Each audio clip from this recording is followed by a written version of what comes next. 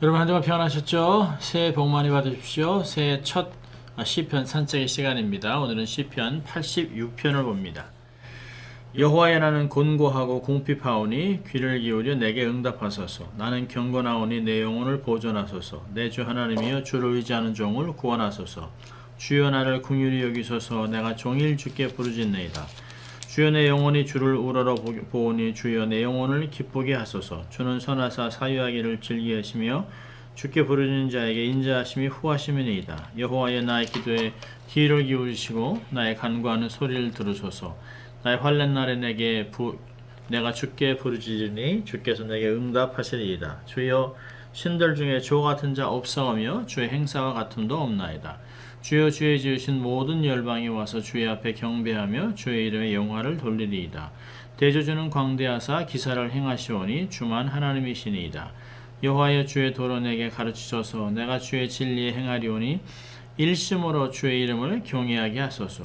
주 나의 하나님이여, 내가 전심으로 주를 찬송하고 영영토록 주의 이름에 영화를 돌리오리니 이는 내게 향하신 주의 인자가 크사 내 영혼을 깊은 음부에서 건지셨음이니이다. 하나님이여, 교만한 자가 일어나 나를 치고 광판 자의 무리가 내 혼을 찾아 싸우며 자기 앞에 주를 두지 아니하였나이다. 그러나 주여, 주는 긍휼히 여기시며 은혜를 베푸시며 노하기를 더디하시며 인자와 진실이 풍성하신 하나님이시오니 내게로 돌이키사 나를 긍휼히 여기소서. 주의 종에게 힘을 주시고 주의 여종의 아들을 구원하소서. 은층의 표정을 내게 보이소서. 그러면 나를 미워하는 저희가 보고 부끄러워하리니 여호와여, 주는 나를 돕고 위로하심이니이다. 아멘. 오늘은 마지막 말씀에 있는 은총의 표정을 주소서라고 하는 제목으로 은혜를 나누려고 합니다. 시편이 5묶음으로 있는데요. 세 번째 묶음인 이 말씀 중에서 오늘 시편 86편이 유일하게 다윗의 기도가 있습니다. 85편은 지난주에 봤던 기도는 공동체, 국가를 위한 기도였지만 86편은 개인적인 기도입니다. 본 시편은 크게 세 구조로 나누는데요. 기도하는 사람의 자세, 또 그다음에 기도의 대상인 하나님이 어떤 분인가, 그리고 현재 상황 속에서 고백, 그런 내용으로 이렇게 세 파트로 나뉘어집니다. 자, 오늘 기도하는 사람의 모습은 어떤 것일까요? 1절부터 7절까지 보면 겸비함이 있습니다. 여호와여, 나는 가난하고 궁핍하오니 주의 귀를 기울여 내게 응답하소서. 여러분, 다윗이 누굽니까? 다윗은 백전백승의 맹장입니다. 대단한 장수왕입니다. 그런데 그는 하나님 앞에서는 자기가 한없이 부족한, 나약한, 아무것도 할 수 없는 그런 자세로 자기를 인식하고 하나님께 인정하고 있습니다. 하나님의 은혜가 없다면 위험이 난무하고 비바람과 폭풍이 쉬지 않고 정말 그렇게 힘찬 한치를 알 수 없는 인생 여정을 결코 안전하게 지날 수 없습니다. 우리가 올해를 시작하면서 첫 주 시작하면서 그렇지 않습니까? 미지의 세계를 가고 있습니다. 우리의 힘으로 갈 것인가, 하나님의 힘으로 갈 것인가, 우리는 결정해야 합니다. 하나님의 힘으로 갈 것이라면 하나님 앞에 납작 엎드려 하나님의 도움을 구하는 게 중요한 것이죠. 다윗은 그걸 알았기 때문에 하나님 앞에 엎드려서 하나님께 기도하고 있습니다. 2절에서는 자신이 하나님 앞에 신실하고 하나님께 온전히 헌신한 주를 의지하는 종이라고 고백하고 있습니다. 여러분이 사실 하나님의 사람들은 자신이 스스로 하나님의 종이라는 말을 많이 씁니다. 바울도 내가 하나님 부르신 그리스도의 종이라, 그리스도의 노예라 라고 하는 표현을 했습니다. 이게 뭘까요? 절대 주권은 주인에게 있다는 것이에요. 모든 권리는 하나님께 위탁하고 주님 말씀에 오직 예, 아니면 아니라고 대답하는 순종의 자세를 얘기하고 있습니다. 아무 권리가 없는 것이에요. 자기는 그렇게 낮은 자세로 주님 앞에 나왔다는 것입니다. 그러면서 3절부터 5절까지는 하나님께 긍휼과 기쁨을 달라고 얘기합니다. 여러분, 절박한 상황 속에서 다윗은 구원만 해달라는 것이 아니라 구원을 넘어 삶의 기쁨을 달라고 얘기하고 있습니다. 기쁨은 성도의 표지죠. 여러분 성도들이 하나님 믿는다고 하면서 내세에 약속이 있다라고 하는 사람이 얼굴에 막 내천자를 그리고 온 세상의 죄를 다 짊어지고 하는 그런 표정을 해서는 안 되죠. 기쁘고 즐겁고 행복하고 웃음을 주는 그런 상황이 어려운 가운데서 하나님의 주권을 믿기 때문에 그렇게 살아갈 수 있는 것이에요. 그래서 내 안에 기쁨, 말할 수 없는 그런 기쁨을 가지고 삶을 살아가는 것입니다. 항상 기뻐하는 것은 주 안에서 우리를 향한 하나님의 뜻이라고 바울이 데살로니가전서 5장 18절은 얘기하지 않습니까? 하나님이 어떤 분인지를 알기 때문에 그분께 기도하고 있는 것이에요. 5절에 그럽니다. 주는 선하사 사유하기를 즐기시며 주께 부르는 자에게 인자하심이 후하십니다. 참 넉넉하고 후하신 하나님, 온갖 좋은 것을 주신 하나님이에요. 어떤 것은 주고 어떤 것은 안 주고 그런 하나님이 아닙니다. 아들 예수 그리스도를 선물로 주셨는데 나머지야 못 주실 게 뭐가 있겠습니까? 우리 하나님은 사람이나 변덕이 죽골듯이 있는 사람이나 아니면 인격이 없는 우상과는 전혀 다른 하나님입니다. 그 하나님께 도움을 간구하고 있습니다. 6절과 7절 보니까 여호와의 나의 기도에 귀를 기울이시고 나의 간구하는 소리를 들으소서. 나의 환난 날에 내가 주께 부르짖으니 주께서 내게 응답하시리이다. 여러분, 그 다윗은 하나님께 나가면서 자기가 궁핍하고 가난하고 낮은 것이라고 고백했어요. 그리고 하나님께 정말 기쁨을 회복해달라고 얘기를 했습니다. 그리고 6절과 7절에서는 하나님께서 자신의 기도를 응답하실 것을 확신하고 있습니다. 주님께서 내게 응답하실 것입니다 라고 이렇게 확신하고 있습니다. 하나님에 대한 확신이 이렇게 담대한 기도가 나오게 하는 것이죠. 하나님의 언약 백성으로 아버지로 여기는 사람은 언제든지 이렇게 담대하게 구할 수 있습니다. 친밀한 관계에서 나오는 표현입니다. 아버지를 확신하는 자녀들, 넉넉한 아버지를 확신하는, 자기들을 사랑하고 자기를 용서하고 자기들을 품어주고 자기를 믿는 부모님 밑에서는 자녀들이 아주 자유롭습니다. 담대합니다. 두려움이 없습니다. 궁핍하지 않습니다. 왜요? 아버지가 다 하실 것이기 때문에 그렇습니다. 그렇게 겸손하게 기쁨을 구하면서 하나님께 간구하고 있습니다. 자, 이렇게 시편 기자 다윗이 기도하는 그 대상은, 신뢰하는 대상은 누군가요? 8절부터 13절까지 하나님에 대해서 얘기하고 있습니다. 8절에 보니까 주여 신들 중에 주와 같은 자 없으며 주의 행사와 같음도 없다라고 얘기하고 있습니다. 여러분 이 말씀 들으면 우리가 부르는 복음송 있잖아요. 주님과 같이 내 마음 만지는 분은 없네. There's none like you 라고 하는 표현과 사실 같습니다. 영어가자는 사실 8절의 앞부분 주여 주와 같은 자 없습니다 라고 하는 것과 동일합니다. 주는 같은 분이 없어요. 여러분 이런 고백은 홍해를 건넌 후에 모세도 고백했습니다. 출애굽기 15장에 또 아들을 약속받은 한나도 하나님께 사무엘상 2장에서 고백했습니다. 여러 하나님의 사람들, 믿음의 사람들이 하나님 같은 분은 없습니다 라고 고백했습니다. 여러분 주님과 같은 분이 없다는 사실을 아는 사람은 기도할 수밖에 없죠. 또 그분을 사랑할 수밖에 없죠. 비교할 대상이 없습니다. 이게 얼마나 놀라운 고백입니까? 어떤 것을 선택해야 될까? 미니 마이 이렇게 아주 이걸 택할까 저걸 택할까? 아니요. 그럴 필요가 없어요. 하나님과 같은 분이 없기 때문에 선택의 여지가 없죠. 하나님 한 번만 딱 붙잡는 것이에요. 이런 9절과 10절에서 하나님의 행하심을 묘사하는 동사들을 만나는데요. 8절은 주의 행하심이라고 얘기하고 9절은 주께서 지으시냐고 얘기하고 10절은 기이한 일을 행하셨다라고 얘기하고 있습니다. 그러니까 이런 표현들은 하나님이 어떤 분이신지, 하나님의 성품, 하나님의 능력 이런 것들을 이야기하고 있습니다. 10절에 얘기하죠. 대저 주는 광대하사 기사를 행하시니 주만 하나님입니다. 이거 보십시오. 또 고백합니다. 주밖에 없다 고백한 후에 주만 하나님입니다. 다른 신들 아무것도 아닙니다. 하나님 앞에는 어떤 것도 중요하지 않습니다. 하나님만 계시면 됩니다. 하나님만 천지를 창조하시고 말씀으로 온 만물을 다스리시는 전능하신 하나님입니다. 이렇게 고백하는 것이에요. 그러면서 11절부터 13절까지 하나님께 기도합니다. 여호와여 주의 도로 내게 가르치소서. 내가 주의 진리에 행하리오니 일심으로 주의 이름을 경외하게 하소서. 주 나의 하나님이여 내가 전심으로 주를 찬송하고 영영토록 주의 이름에 영화를 돌리오니 이는 내게 행하신 주의 인자가 크사 내 영혼을 깊은 음부에서 건지셨음이니이다. 놀랍습니다. 자기가 하나님의 도를 따를 수 있도록 하나님 가르쳐달라고 얘기합니다. 그가 하나님의 도를 배우고자 하는 것은 순종하기 위함이에요. 그걸 배우면 더 구체적으로, 더 정확하게, 더 열심으로 하나님을 섬기겠다는 것입니다. 진리를 따라 주의 뜻을 이루며 삶을 살겠다고 고백하고 있습니다. 일심으로 경외한다. 마음이 갈라지지 않고 양다리를 걸치지 않고 오직 주만 바라보는 그런 모습을 얘기하고 있습니다. 하나님을 찬송하고 영광을 돌릴 것이니 건져달라고 간구하고 있습니다.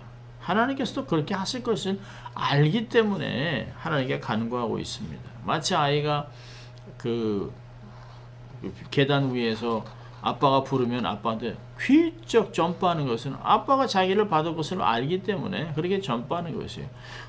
뭐 일반 애완견도 고양이도 그러지 않습니까? 주인이 손을 뻗으면 주인을 믿기 때문에 주인에게 달려드는 것이에요.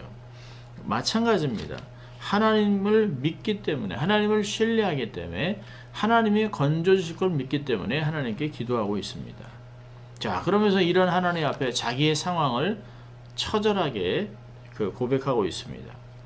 자신이 정말 지옥과 같은 수월과 같은 상황을 지나고 얘기하면서 악인들은 얼마나 포악하고 잔인한지 얘기하고 있습니다. 그들은 인간들도 아닙니다. 그냥 피를 흘리기를 좋아하는 인간들입니다. 짐승 같은 존재들입니다. 악합니다. 자, 그런데 15절에 하나님은 어떤 하나님이에요? 그러나 주여 주는 긍휼히 여기시며 은혜를 베푸시며 노하기를 더디하시며 인자와 진실이 풍성하신 하나님이시오니 반복해서 고백하고 있어요. 하나님의 성품을 계속해서 반복해서 하나님은 노하기를 더디하시고 또 인자가 많으시고 인자와 진실이 풍성한 하나님이고 긍휼히 여기시고 은혜를 이렇게 반복해서 계속해서 하나님을 얘기하고 있습니다. 아무리 악인이 원수가 우리를 못되게 하고 우리의 생명을 끊으려고 노력을 해도 하나님은 그들을 가만두지 않고 우리를 사랑하고 건지시겠다는 것이에요. 다윗은 긍휼과 은혜를 하나님의 성품을 주장합니다. 자, 그러면서 18절에 하나님, 이런 성품의 하나님께서 내게 은혜를 주실 때 나만 깨닫는 것이 아니라 나를 통해 하나님의 영광이 드러나게 도와주세요. 모든 사람들이 저 사람 하나님의 백성이네, 하나님의 아끼시는 사람이네, 하나님의 사랑을 받는 사람이네 라고 알게 해달라는 것이에요. 그들은 베드로전서 2장에서도 그랬습니다.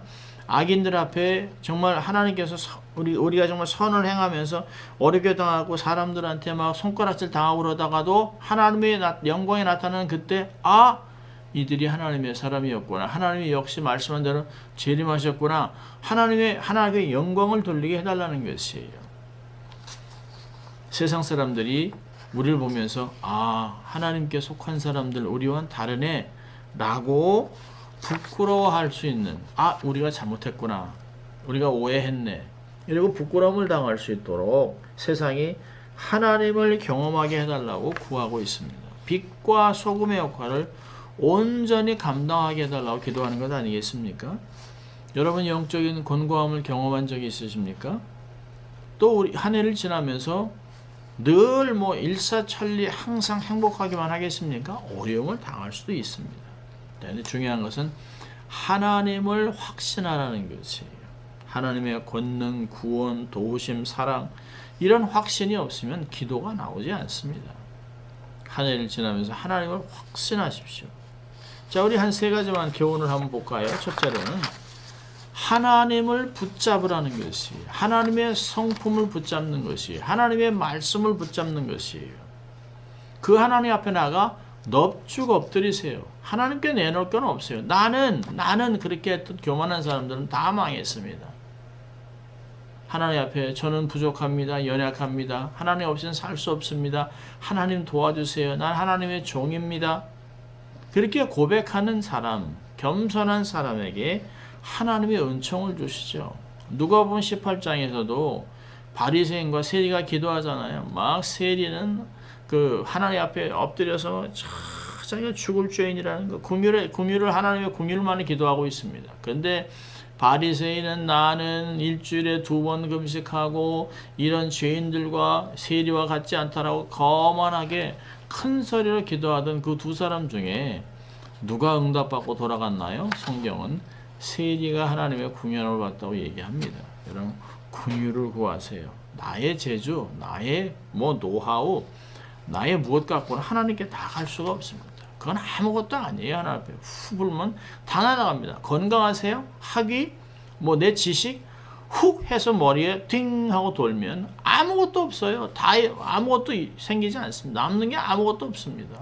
자랑할 게 없어요. 오직 하나님의 은혜만 자랑하는 것이죠. 하나님만을 붙잡으세요. 자, 두 번째는 믿음으로 행하세요. 모든 것을 믿음으로 행하세요. 보는 것으로 행하지 아니하고 믿음으로 행한다. 갈라디아서 5장 얘기하지 않습니까? 믿음이 중요한 것이죠. 보이는 것? 그러면 누가 못하겠습니까? 보이지 않는 것의 증거라고 얘기하지 않습니까? 바라는 것의 실상입니다. 믿음이 없이는 하나님을 결코 기쁘시게 할 수 없어요. 그분이 살아계시고 자기를 찾는 자에게 상 주심을 확실히 믿고 믿음으로 행해야 되는 것이죠.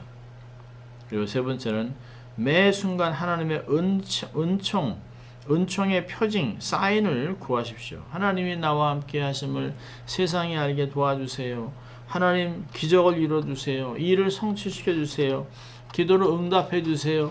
하나님이 나와 함께 하심을 세상에 알게 해주세요. 여러분, 이렇게 기도했던 많은 사람들이 구체적으로 기도를 응답받았습니다. 저도 하나님 앞에 어떤 정말 힘들고 어려운 사역을 감당할 때 갑자기 일이 풀리면서 문이 확 열릴 때가 있었습니다.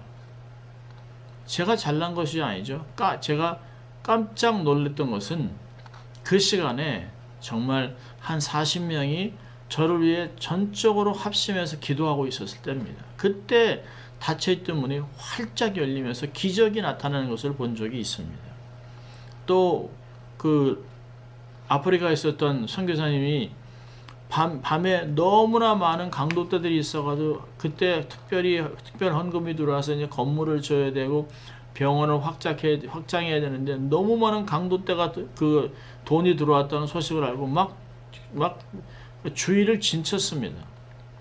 그런데 그래서 안에서 어찌할꼬 온 문 앞에 막아놓고 막 못을 받고 막 지키고 있는데 갑자기 강도떼들이 완전히 다 사라져버렸어요. 어떤 강도떼들은 막 소리를 지르고 없어졌습니다. 그래서 그 다음날 주위 사람들한테 물어보니까 너희 집 주위에 어떻게 그렇게 많은 군대가 서서 진쳐가지고 자기들을 노려보고 총과 대포로 자기들을 대적하고 있어서 너무 놀라서 다 도망갔다는 거예요. 그런 군대나 그런 탱크나 온 일이 없죠. 하나님이 천군천사를 동원하여 그들을 보호하신 것이에요. 그 후로는 하나님이 저들을 지킨다라고 하는 소문이 나서 많은 사람이 죽게 돌아왔던 이야기를 합니다. 이게 하나님의 은총의 표징 아니겠습니까? 하나님 내가 하나님의 사람이라는 것, 하나님의 나라에 속한 사람이라는 은총의 표징을 부어주세요. 내가 하나님의 백성이여 사랑받는 자녀인 것을 알려주십시오. 이것이 올해를 살아가며 순간마다 드릴 기도입니다. 여러분 삶 속에 1년 내내 하나님의 은총의 은총이 충만하게 임하는 한 해가 되시기를 주의 이름으로 축원합니다. 기도합니다. 하나님 아버지 감사합니다. 이제 새해를 시작합니다. 하나님, 우리가 구할 것은 하나님의 은혜요 하나님의 은총입니다. 하나님, 날마다 우리의 삶 속에 차고 넘치는 하나님의 은혜, 은총을 경험케 하시고 세상이 우리를 통하여 하나님의 선하심을 맛보는 그런 삶이 되고 축복의 통로가 될 수 있도록 인도하여 주시옵소서. 감사하고 예수님 이름으로 축복하며 기도합니다. 아멘. 여러분 새해 복 많이 받으세요.